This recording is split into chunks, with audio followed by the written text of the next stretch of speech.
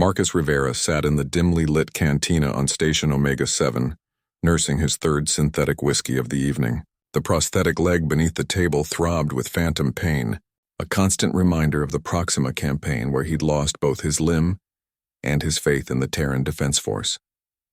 23 years of service, 4 commendations for valor, and what did he have to show for it? A disability pension that barely covered rent in the station's lowest sector. The cantina's holographic displays flickered with news feeds from across the galaxy. Another trade dispute between the Zephyrian Empire and the Galactic Council. Pirates raiding shipping lanes near the Outer Rim. The usual chaos that seemed to follow humanity wherever they ventured among the stars. Marcus had seen enough of war to last several lifetimes. Mr. Rivera, a melodic voice interrupted his brooding. Marcus looked up to see an elegant figure approaching his table. The being stood nearly 7 feet tall with iridescent blue skin and 4 arms adorned with ceremonial jewelry. A Zephyrian diplomat, judging by the formal robes. Marcus's hand instinctively moved toward the plasma pistol on his hip before he remembered he was no longer a soldier. "I am Ambassador Veltar of the Zephyrian Royal Court," the alien said, executing a formal bow. "I bring word from His Imperial Majesty, King Zarthal the Magnificent." Marcus raised an eyebrow. "You've got the wrong guy, Ambassador. I'm just a washed-up grunt with no political connections." The diplomat's expression remained serious as he activated a small holographic projector. The image of an imposing Zephyrian ruler materialized above the table, his scales gleaming gold and crimson in the artificial light. "Greetings, human Marcus Rivera," the recorded message began. "Your reputation from the siege of Kandros Prime has reached even our distant world. The courage you displayed in defending our medical convoy against the hegemony raiders saved countless Zephyrian lives, including my youngest daughter, Princess Lyriana." Marcus remembered that battle. 3 days of hell, outnumbered 20-1, holding a choke point while civilian transports evacuated. He'd never known who was on those ships, just that they needed protecting. The holographic king continued. "As a token of our eternal gratitude and in accordance with ancient Zephyrian law, I bequeath to you a gift from our royal menagerie. Know that this gift comes with both great honor and great responsibility." The message flickered and died. Ambassador Veltar studied Marcus's confused expression. "What kind of gift?" Marcus asked suspiciously. "A dragon," Veltar replied matter-of-factly. Marcus nearly choked on his drink. "A what now?" "Specifically our royal albino dragon Thysandra. She is unique among her kind. I can't take care of a dragon. I live in a 2-room apartment in the station's maintenance sector. I can barely afford food for myself, let alone some massive alien creature." Veltar's 4 hands gestured dismissively. "The king anticipated your concerns. Full provisions have been arranged, including proper housing in the agricultural dome. The dragon comes with her own caretaker and a substantial stipend for maintenance costs." "There's got to be a catch," Marcus said, leaning back in his chair. "Nobody gives away a dragon, especially not royalty." The ambassador's expression grew uncomfortable. "Thysandra is difficult. Her albinism makes her an outcast among other dragons. She refuses to bond with Zephyrian handlers and has developed certain peculiar behaviors. The king hoped that perhaps a human's unique perspective might prove beneficial." "What kind of peculiar behaviors?" "She speaks," Veltar said quietly. "Not just simple commands or responses, but full conversations. Complex thoughts, philosophy. She debates our scholars and wins. Many find this disturbing." Marcus stared at the alien diplomat. In all his years fighting alongside various alien species, he'd never encountered a truly sentient, non-sapient creature. Most alien pets or working animals were little more intelligent than Earth dogs or horses. "Why me specifically?" Marcus asked. "Because humans are adaptable," Veltar replied. "Your species has a remarkable ability to form bonds with creatures others would consider impossible to tame. Also, frankly, no Zephyrian noble wants her. You're our last hope before the king orders her retirement." The euphemism hung heavy in the air. Marcus had seen enough death in the war. The thought of a unique, intelligent creature being killed simply for being different didn't sit well with him. "When would this happen?" he asked reluctantly. "The transport arrives tomorrow. You have until then to decide." Veltar placed a data pad on the table. "These are the details of the arrangement. If you accept, your life will change considerably. If you decline, we understand, though Thysandra's fate will be sealed. After the ambassador left, Marcus sat alone with the data pad. The stipend was generous enough to move off station entirely, perhaps to one of the frontier worlds where a man could build something resembling a normal life. But it would mean caring for a creature that an entire alien civilization had given up on. He thought about his own experiences as an outcast. The military had been his home for over 2 decades, but civilian life had proven challenging. His PTSD made social interactions difficult. His prosthetic limited his job opportunities. Most days he felt as unwanted as this albino dragon apparently was. Marcus activated the data pad and scrolled through detailed specifications. The dragon was fully grown at 15 feet in length with a wingspan of 30 feet. Her scales were pure white, lacking the typical colorations that denoted status among her species. Intelligence ratings showed scores that rivaled most sapient species. One detail caught his attention. The dragon had been in isolation for 3 years, ever since her conversational abilities had manifested. 3 years alone with only the occasional caretaker for company. Marcus knew something about isolation.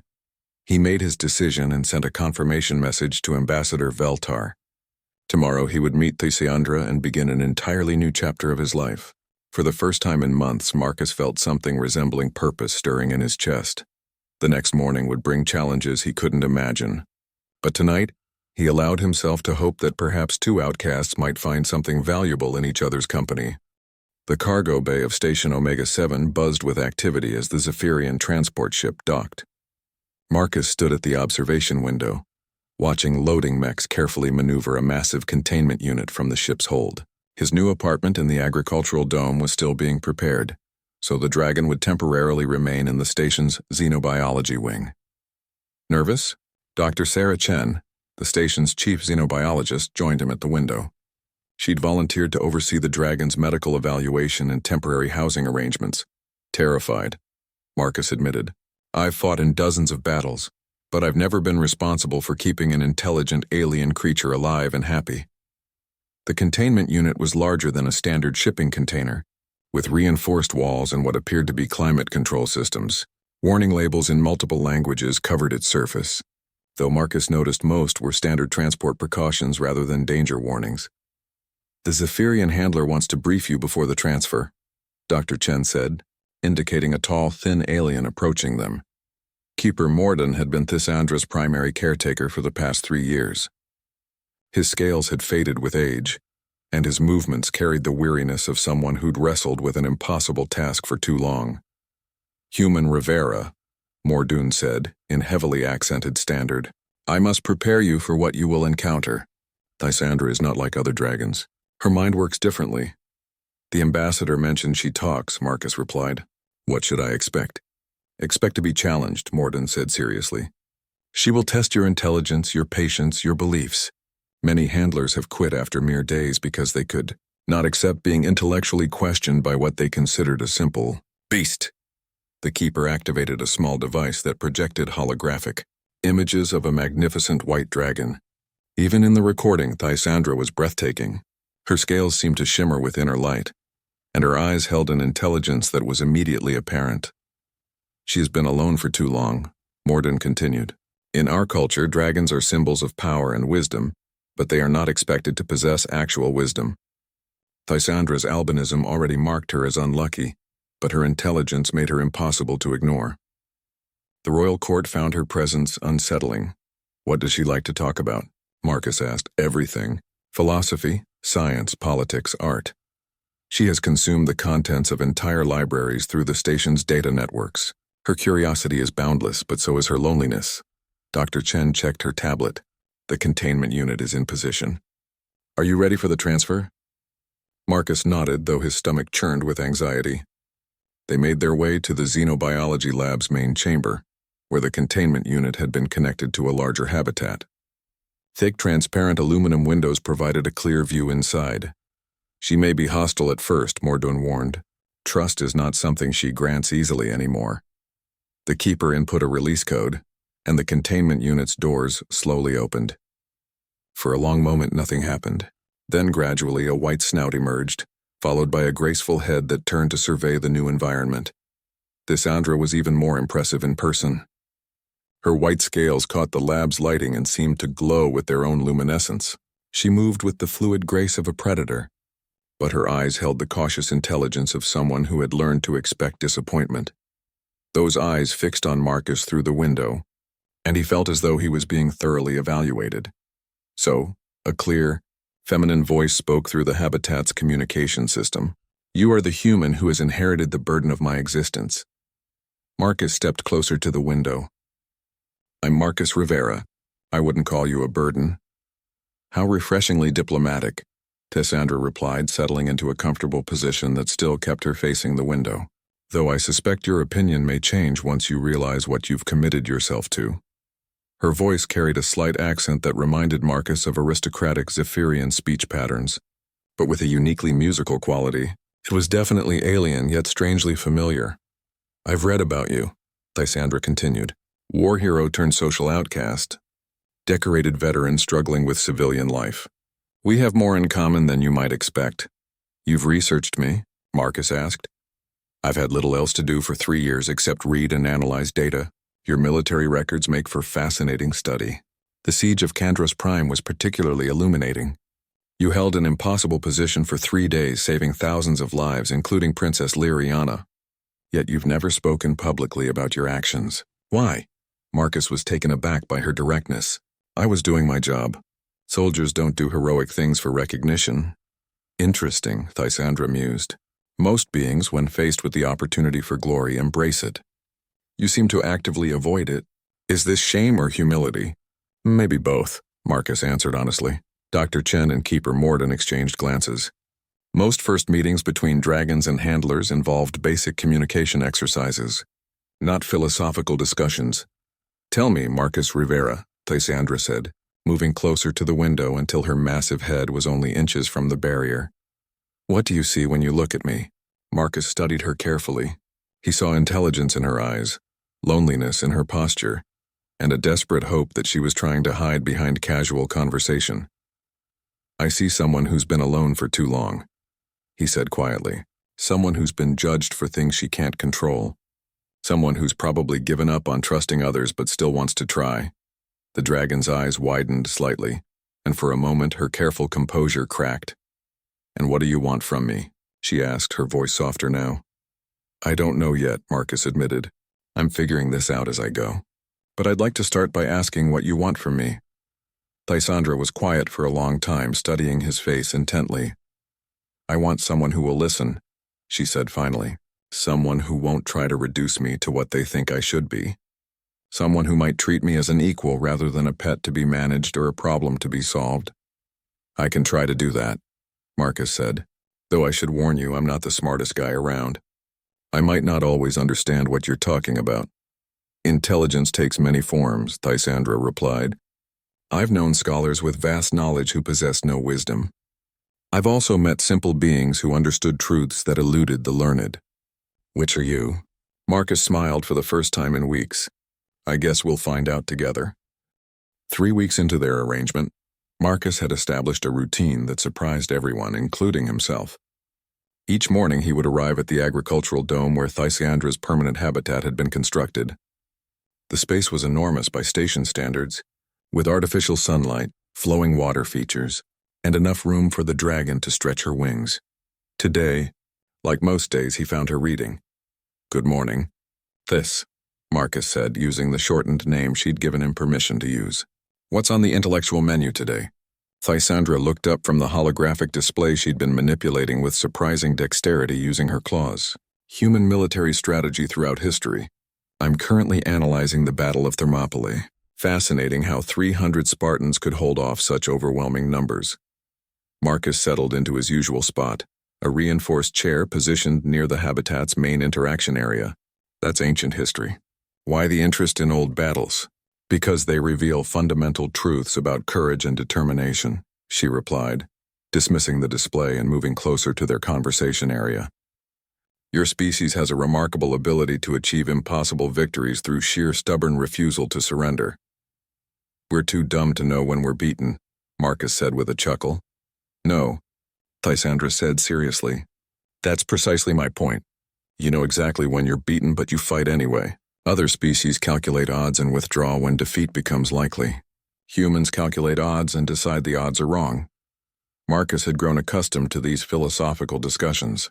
Thaisandra had an endless curiosity about human nature, and he'd found himself enjoying their conversations more than any social interaction he'd had since leaving the military. Speaking of impossible odds, Marcus said, I got some interesting news this morning. Taisandra's eyes focused on him with laser-like intensity. Oh, the station commander wants to meet you. Apparently, word has gotten out about your unique capabilities. There's talk of offering you a consulting position with the station's strategic planning department. The dragon's expression grew guarded. I see, and what would this consulting position entail? Analyzing trade routes, identifying security vulnerabilities, maybe helping with diplomatic protocols when alien species visit. Nothing too demanding, but it would be official recognition of your intelligence. Thaisandra was quiet for several minutes. A habit Marcus had learned indicated deep thought rather than dismissal. For 3 years, she said finally, I was kept in isolation because my intelligence made others uncomfortable. Now they want to profit from that same intelligence? It's not about profit, Marcus said gently. It's about acceptance. They're offering you a chance to contribute, to be valued for who you are rather than hidden away. And what do you think I should do? Marcus had learned that Thaisandra valued his opinion precisely because he didn't try to impress her with complex reasoning. She seemed to appreciate straightforward honesty. I think you should meet with Commander Harrison and make your own decision, he said. But I also think you're scared. Her head reared back slightly. Scared of what? Of trusting again. Of letting yourself hope that things might be different this time. Thaisandra's laugh was a sound like musical wind chimes. You see entirely too much, Marcus Rivera. It's most disconcerting. I recognize the symptoms, he admitted. I spent the first 6 months on this station convinced that everyone was just waiting for me to screw up so they could confirm their worst assumptions about broken veterans. And what changed your mind? You did, actually. Taking care of you forced me to leave my apartment, to interact with people, to have a purpose beyond feeling sorry for myself. Dr. Chen, Keeper Morden, even some of the agricultural dome workers have started treating me like a person instead of a charity case. Thaisandra studied him carefully. So my rehabilitation was actually your rehabilitation? Maybe we rehabilitated each other. The dragon moved closer to the transparent barrier that separated them. Over the past weeks, Marcus had noticed her become more comfortable with proximity during their conversations. There's something else, Marcus said. Commander Harrison also mentioned that if you take the consulting position, they'd approve my application for a permanent civilian contractor role. I'd be your official liaison. You want to stay? The question caught Marcus off guard with its directness. He'd been so focused on Thaisandra's decision that he hadn't fully processed his own feelings. Yeah, he said quietly. I want to stay. These past few weeks have been the most normal I've felt since leaving the service. You've given me something I thought I'd lost. And what is that? Purpose. Someone who depends on me. Conversations that matter. Thaisandra pressed one massive claw gently against the barrier, and Marcus placed his hand against the same spot on his side. It had become their version of a handshake. Very well, she said. I will meet with your Commander Harrison. But I have conditions, such as, first, any consulting I do must be voluntary. I will not be commanded or ordered. Second, I want access to the station's full database, not just the sanitized versions I've been given. Third, I want the right to refuse any task that conflicts with my moral judgment. Marcus grinned. You're negotiating like a seasoned diplomat. I've had 3 years to think about what I would require if such an opportunity ever arose. I will not be anyone's pet genius, Marcus. If they want my intelligence, they must accept my autonomy. I'll pass along your conditions. Though I suspect Commander Harrison will agree. The station has been struggling with some complex security issues lately. Having a genuinely alien perspective could be invaluable. There is one more condition, Thaisandra added, her voice growing softer. I want you there during the meeting. Not as my handler or keeper, but as my advocate, my friend. The word friend hung in the air between them. It was the first time either of them had used that term, though Marcus realized it had been true for weeks. I'd be honored, he said. As Marcus prepared to leave for the day, Thaisandra called out to him, Marcus, thank you for seeing me as I am rather than as others thought I should be. Thank you for the same courtesy. he replied. Walking back through the station's corridors that evening, Marcus reflected on how dramatically his life had changed. 3 weeks ago, he'd been a bitter, isolated veteran drinking away his problems. Now he had purpose, friendship, and something resembling hope for the future. Sometimes the most profound changes came from the most unexpected directions. Tomorrow would bring new challenges, but for the first time in years, Marcus was looking forward to facing them. Commander Harrison's office overlooked the main docking bay of Station Omega-7, providing a panoramic view of the constant flow of ships that made the station a crucial hub for interstellar commerce. Marcus sat beside Thysandra's mobile habitat unit, a smaller but still substantial container that allowed her to attend meetings while maintaining security protocols. The commander himself was an imposing figure, a career naval officer whose weathered face spoke of decades commanding vessels in the dangerous frontier regions. He studied the Dragon through the habitat's transparent walls with the analytical gaze of someone evaluating a new weapon system. Ms. Thyssandra, Commander Harrison began formally, I understand you're interested in contributing to our station's operations. I am interested in the possibility, Thyssandra replied carefully, though I have questions about the nature of this contribution and the conditions under which it would be rendered. Marcus had helped her prepare for this meeting, discussing human bureaucracy and military protocol. She'd absorbed the information with her usual thoroughness and added her own insights about power dynamics and negotiation strategies. Your conditions, as relayed by Mr. Rivera, are acceptable in principle, Harrison said. However, I must be frank with you. Some of my staff have expressed concern about relying on an alien entity for sensitive strategic planning. Understandable, Thyssandra said smoothly. Perhaps a demonstration would address their concerns more effectively than reassurances. The commander leaned forward with interest. What kind of demonstration? I understand the station has been experiencing increased pirate activity along the Kepler trade routes. 3 merchant vessels attacked in the past month, with the perpetrators evading capture despite increased patrol efforts. Harrison's expression grew guarded. That information wasn't supposed to be public knowledge. How do you know about those incidents? He asked. I've been analyzing patterns in shipping schedules, insurance claims, and patrol deployment data that's available through public records, Thyssandra explained. The attacks follow a clear pattern that your security team seemed to have missed. Marcus watched the commander's face carefully. Harrison was clearly skeptical but also intrigued. Show me, Harrison said. Thyssandra activated her habitat's holographic projection system, creating a 3-dimensional map of the local space lanes. Red markers indicated the attack sites while blue lines showed patrol routes and schedules. Your patrols operate on a predictable rotation, she began, highlighting the patrol patterns. Every 73 hours, there's a 47-minute gap in coverage at the intersection of routes K7 and K12. The pirates have been timing their attacks to exploit this gap. Harrison studied the display intently. Our security chief assured me the patrol schedules were randomized. Randomized within parameters, Thyssandra corrected. The randomization follows a mathematical pattern based on shift changes and fuel consumption optimization. To a casual observer, it appears random. To someone analyzing the underlying structure, it's predictable. The commander activated his personal communicator. Harrison to security. Chief Kowalski, I need you in my office immediately with the patrol scheduling data. While they waited, Thyssandra continued her analysis. The pirates are using a converted freighter with enhanced engines, she said, manipulating the hologram to show escape vectors. They attack quickly, disable the target's engines, transfer high-value cargo, and escape before patrol vessels can respond. However, their escape route is constrained by the need to avoid the inner system's sensor network. Chief Kowalski arrived, a stern woman in her 50s who clearly resented being summoned without explanation. Her expression grew even more skeptical when she saw the dragon. Chief, Harrison said, please explain our patrol randomization protocol. Standard random number generation based on operational parameters, Kowalski replied stiffly. Completely unpredictable, Thyssandra's head tilted slightly.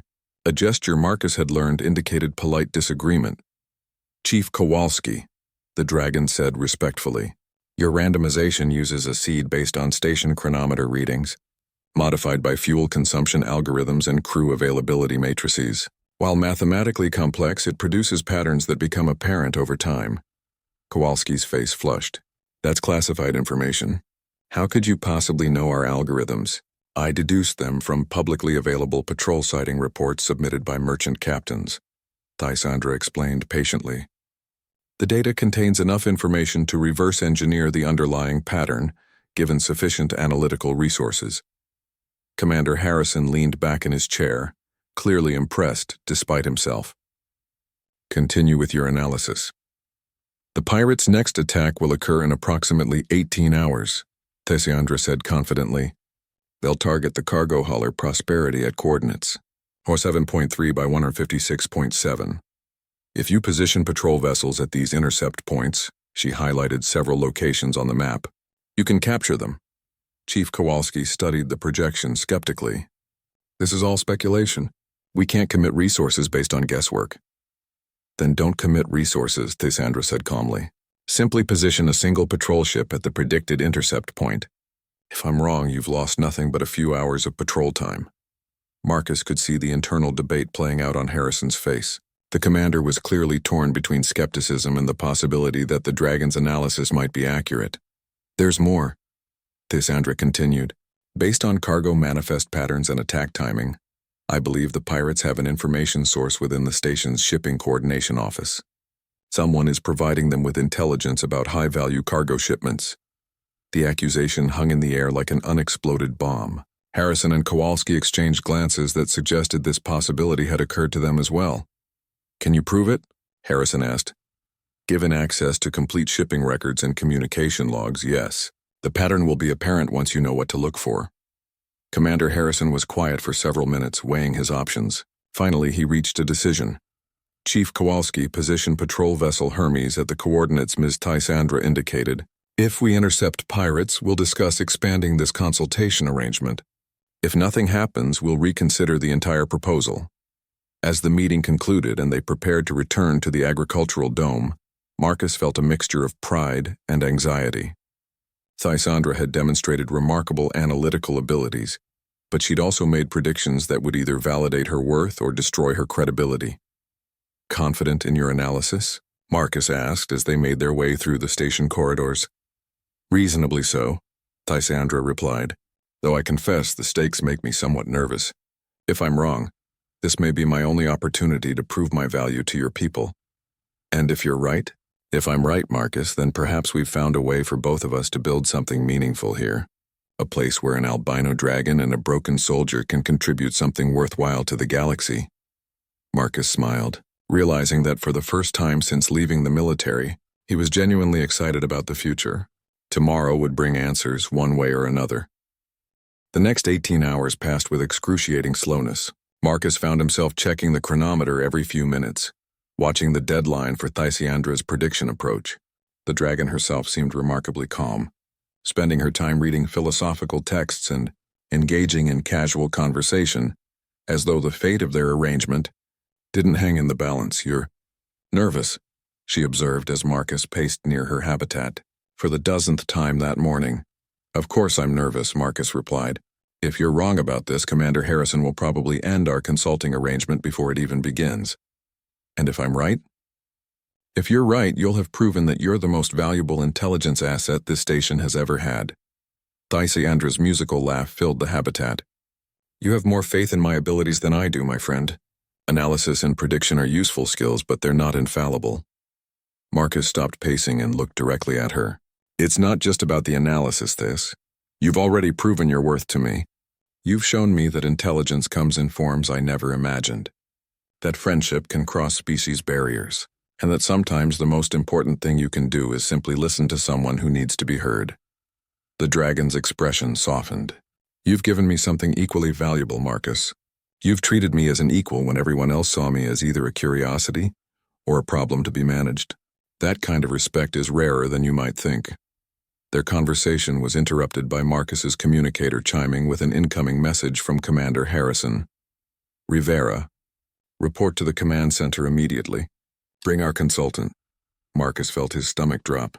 The tone of the message was impossible to interpret, but the timing suggested that something significant had happened.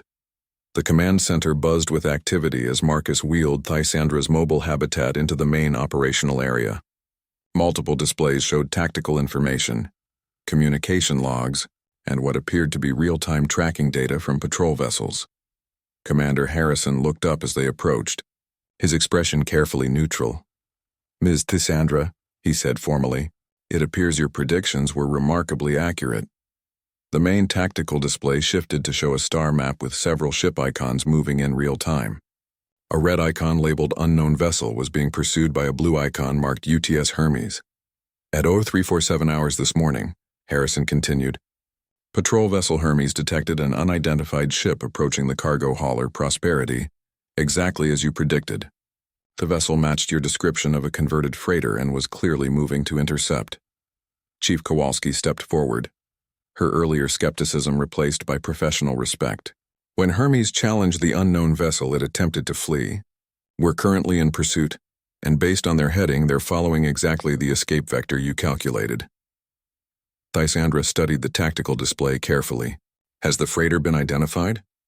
Registration shows it as the Independent Trader, supposedly carrying agricultural equipment to the outer colonies, Kowalski replied. However, sensor scans indicate the cargo holds have been modified with weapon mounts and enhanced shielding. Classic pirate configuration, Marcus observed, drawing on his military experience. What's their current position? Harrison manipulated the display to show a broader view. They're approaching the edge of our sensor network. In approximately 12 minutes, they'll be beyond our tracking range.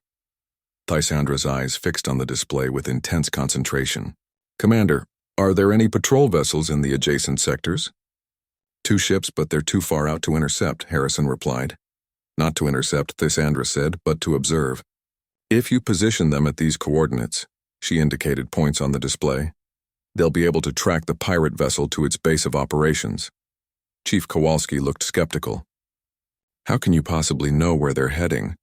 Fuel consumption and engine efficiency, Thisandra explained. They're using modified civilian engines pushing maximum output to achieve those escape velocities. They can't maintain that pace indefinitely. Combined with the star charts and known asteroid fields in this region, there are only 3 viable destinations where they could refuel and lay low. She highlighted 3 locations on the star map. The most likely is here, an abandoned mining station in the Kepler asteroid field. It's far enough from major shipping lanes to avoid detection, but close enough to the trade routes they've been targeting. Commander Harrison studied the analysis carefully. Chief, can we get verification on that mining station? Checking archives now, Kowalski replied, working at her console. Yes, there's a defunct mining operation at those coordinates. Officially abandoned 15 years ago, but the infrastructure would still be functional. How confident are you in this assessment? Harrison asked Thisandra directly.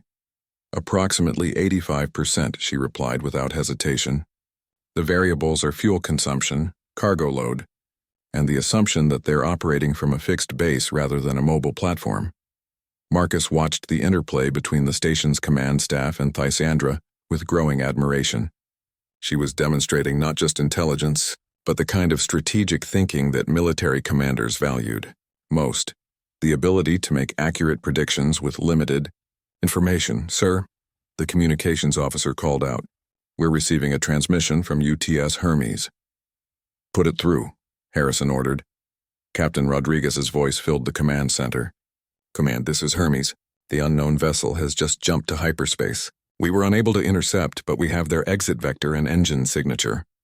Understood, Hermes. Transmit all sensor data to command for analysis. As the raw data flowed onto the displays, Thisandra manipulated the holographic interface with her claws, correlating the new information with her earlier predictions. The engine signature confirms my analysis, she announced after several minutes. Modified cargo hauler engines operating at 112% capacity. At that output level, they'll need to refuel within 6 hours or risk catastrophic engine failure.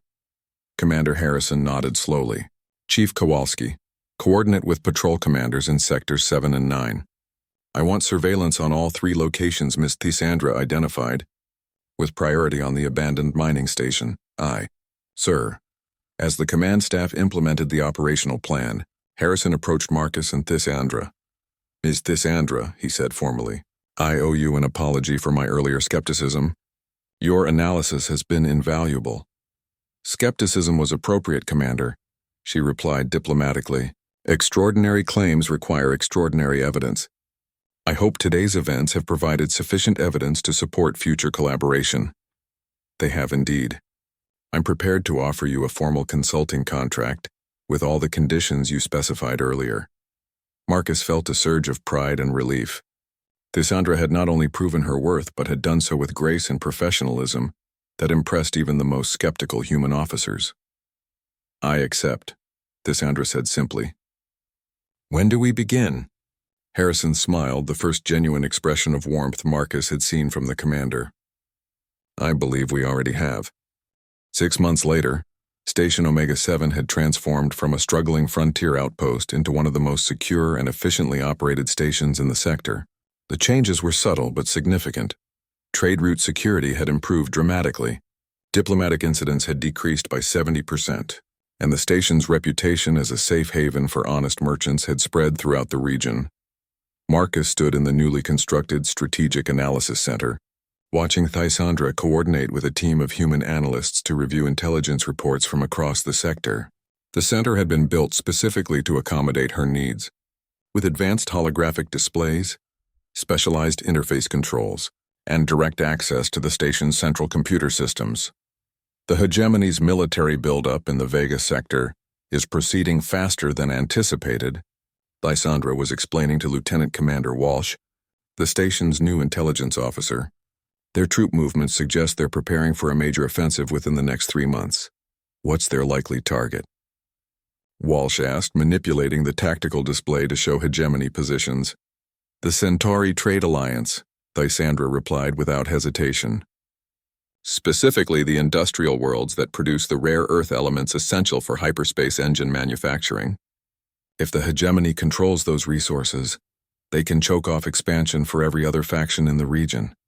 Marcus smiled as he watched the briefing. Thisandra had become indispensable not just to Station Omega-7, but to the entire regional security network. Her analyses were requested by fleet commanders throughout human space, and several alien governments had formally requested access to her strategic assessments. Marcus, Dr. Chen approached him with a data tablet. The quarterly medical evaluation results are in. Marcus reviewed the data with growing satisfaction. Thisandra's physical and psychological health had improved dramatically over the past 6 months. Regular intellectual stimulation, social interaction, and meaningful work had transformed her from a lonely, isolated creature into a confident, engaged individual. Her stress indicators are at the lowest levels we've recorded, Dr. Chen noted. It's remarkable what a sense of purpose can accomplish. She's not the only one who's benefited, Marcus admitted. His own psychological evaluations showed similar improvements. The nightmares that had plagued him since leaving the military had become rare occurrences, and he'd begun to think of himself as something more than a broken veteran. The briefing concluded, and the human staff filtered out, leaving Marcus alone with Thisandra. This had become their routine, a few minutes of private conversation at the end of each day to review progress and discuss upcoming challenges. Productive day? Marcus asked, settling into his customary chair near her workstation. Indeed, Thisandra replied, powering down the holographic displays. Though I received some interesting news from Ambassador Veltar this morning, Marcus raised an eyebrow. Oh? King Zarthul has formally requested that I consider returning to Zephyrian space as a strategic advisor to the royal court. It seems my work here has impressed even those who once considered me an embarrassment. Marcus felt a cold knot form in his stomach. That's a tremendous honor. It is, Thisandra agreed. Full royal status, unlimited resources, access to the finest scholars and military minds in Zephyrian space. Everything I once dreamed of having. But Marcus sensed there was more to her statement. But I've learned that honor and recognition mean little without genuine friendship and respect. The Zephyrians want to use my abilities now that they've proven valuable, but I doubt their fundamental attitudes toward me have changed. Marcus chose his words carefully. What did you tell them? I told them I would consider their offer, but that my current commitments take precedence. I also made it clear that any future arrangement would need to include provisions for my human colleague and friend. You don't need to structure your life around me, Thys, Marcus said quietly. If this is your chance to reclaim your place among your own people, my place is here, she interrupted firmly. With people who value me for who I am rather than what I can provide. With a partner who sees me as an equal rather than a tool to be utilized. The word partner carried weight that went beyond their professional arrangement. Over the months, they had developed a friendship that transcended species barriers, built on mutual respect, shared experiences, and genuine affection. Besides, Tysandra continued with her musical laugh, I have too much work to do here. Commander Harrison just approved the expansion of our intelligence network to 3 additional sectors. The hegemony situation is going to require careful monitoring, and there are rumors of pirate organizations consolidating their operations in the Outer Rim. Marcus grinned. So we're staying busy. We're making a difference, she corrected. For the first time in my life, I'm using my abilities to protect rather than simply to impress. It's far more satisfying than I expected. A soft chime indicated an incoming priority message. Tysandra activated the communication system, and Commander Harrison's face appeared on the display. Ms. Tysandra, Mr. Rivera, Harrison began. I wanted to inform you personally that the Galactic Council has approved our request to establish Station Omega-7 as a sector intelligence hub. Congratulations, you've both been promoted. Marcus felt a surge of pride and satisfaction. What does that mean practically, sir? It means expanded resources, a larger staff, and responsibility for coordinating intelligence operations across 12 star systems. It also means that your consulting arrangement, Ms. Tysandra, will become a formal diplomatic position with full recognition from the Council. Tysandra's eyes gleamed with satisfaction. Commander, I'm honored by the Council's confidence. You've earned it, Harrison replied. Both of you have.